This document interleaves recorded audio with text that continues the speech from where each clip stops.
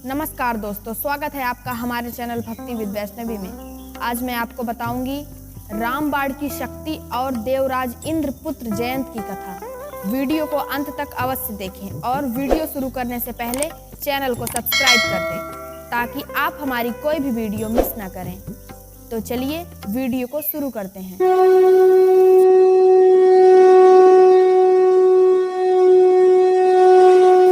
मर्यादा पुरुषोत्तम श्री राम पर बहुत लोगों ने शंका की थी। जंगल में बलकल वेश में नंगे पांव दर दर भटकने वाला भगवान नहीं हो सकता। प्रभु श्री राम पर शंका देवताओं के राजा इंद्र के पुत्र जयंत ने भी की थी। एक बार वो अपने पिता से मिलने गया तो उसने सेवकों से पूछा, पिताजी कहाँ हैं? सेवकों ने उत्तर दिया, महाराज पूजा कर रहे हैं। तो जयंत के मन में ये विचार आया कि सारा संसार तो मेरे पिता की पूजा करता है, चल के देखता हूँ पिताजी किसकी पूजा कर रहे हैं। जयंत ने पूछा, पूज्य पिताजी, आप क्या त्रिदेवों की पूजा कर रहे हैं? तो स्वर्गाधिपति इंद्र ने उत्तर दिया, नहीं जयंत, मैं जो सबके ईश्वर हैं श्री राम की पूजा कर रहा हूँ। जयंत ने कहा, आपके आराध्य श्री राम मुझे भी दर्शन कराओ। तो इंद्र ने बादलों को हटाते हुए दिखाया, बोला, जयंत पृथ्वी पर देखो। जब जयंत ने नीचे देखा तो श्री राम चित्रकूट में दोपहर के आराम के समय माता सीता के पैरों में बांस की सीख से रंग लगा रहे थे।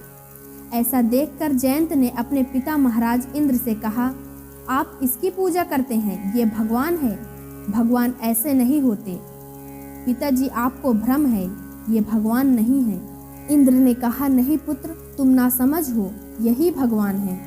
जयंत ने कहा, पिताजी, इससे ज्यादा शक्ति तो मुझ में है। मैं अभी पृथ्वी पर जाकर इसकी परीक्षा लेकर आता हूँ। ये कौन है? जयंत ने पृथ्वी पर जाकर कौवे का रूप धारण किया। सीता चरण चोच हति भागा, मूड मंदी मति कारण कागा। चला रुधिर रघुनायक जाना, सीख धनुष सायक संधाना। रूप धारण करने के पश्चात जयंत आश्रम पहुंचकर माता सीता के पैर के अंगूठे में चोंच मार दी और तेजी से भागा। जोर से चोंच मारने से माता सीता के पैर से खून निकलने लगा।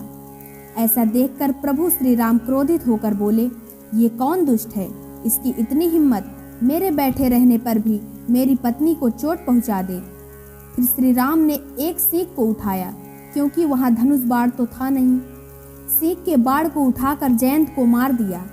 एक बाण काटी सब माया। वह सीख का बाण तो राम का बाण है, संहार करके ही लौटता है। जयंत का पीछा राम बाण ने कर लिया। जिधर जयंत जाता बाण उसका पीछा करते हुए उसके पास पहुंच जाता था। भागते भागते जयंत अपने पिता इंद्र के पास पहुंचा। बचाओ पिताजी, बचाओ पिताजी। फिर देवराज बोले, दुष्ट, मैं तुम्हें कह रहा था भगवान की परीक्षा मत लो। मैं राम बाण से तुम्हारी रक्षा नहीं कर सकता। जाओ, जो अपराध किया है उसको भोगो। फिर जयंत ब्रह्मा जी के पास पहुंचा तो ब्रह्मा जी ने कहा, राम बाण से मैं भी तुम्हारी रक्षा नहीं कर सकता। फिर शंकर जी के पास जब उसने अपनी रक्षा की गुहार लगाई तो शंकर जी ध्यान में थे, वो कुछ बोले ही नहीं। वो तो पृथ्वी पर प्रभु की नर लीला देखने में मग्न थे। फिर वह पूरे ब्रह्मांड में भागते भागते थक चुका था, परंतु राम बाण उसका पीछा नहीं छोड़ रहा था। फिर रास्ते में जयंत को नारद जी मिल गए और नारद जी ने देखा जयंत विकल है। फिर नारद जी जयंत से बोले, जयंत क्या हो गया, क्यों इतने बिहबल होकर भाग रहे हो? फिर जयंत बोला, देवर्षि, मुझसे बहुत बड़ी भूल हो गई है। मैंने माता जी के चरणों में चोंच मारने का और प्रभु की परीक्षा लेने का घोर अपराध किया है। अब ये राम बाण पूरे त्रिलोक में मेरा पीछा नहीं छोड़ रहा है। फिर देवर्षि बोले, जयंत, तुमने बड़ा बुरा अपराध किया है। इस बाण से तुम्हारी रक्षा वही कर सकते हैं जिन्होंने बाण मारा है। तुम उन्हीं के शरण में जाओ, वो बड़े ही दयालु हैं, कृपा निधान हैं, वही तुम्हारी इस बाण से रक्षा कर सकते हैं।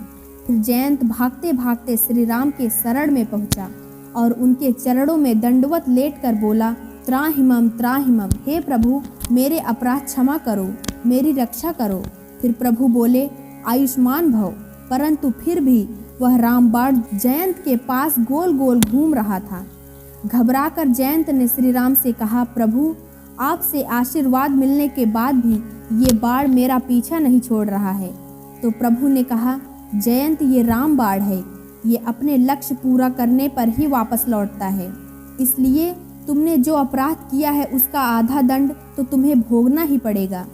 फिर राम बाढ़ ने जयंत की एक आंख को फोड़ दी और जयंत एक आंख का हो गया। इसीलिए कौवे को आज भी एक आंख से दिखाई नहीं देता। आपको वीडियो अच्छा लगा हो तो इसे लाइक करें और कमेंट में जय श्री राम अवश्य लिखें। धन्यवाद।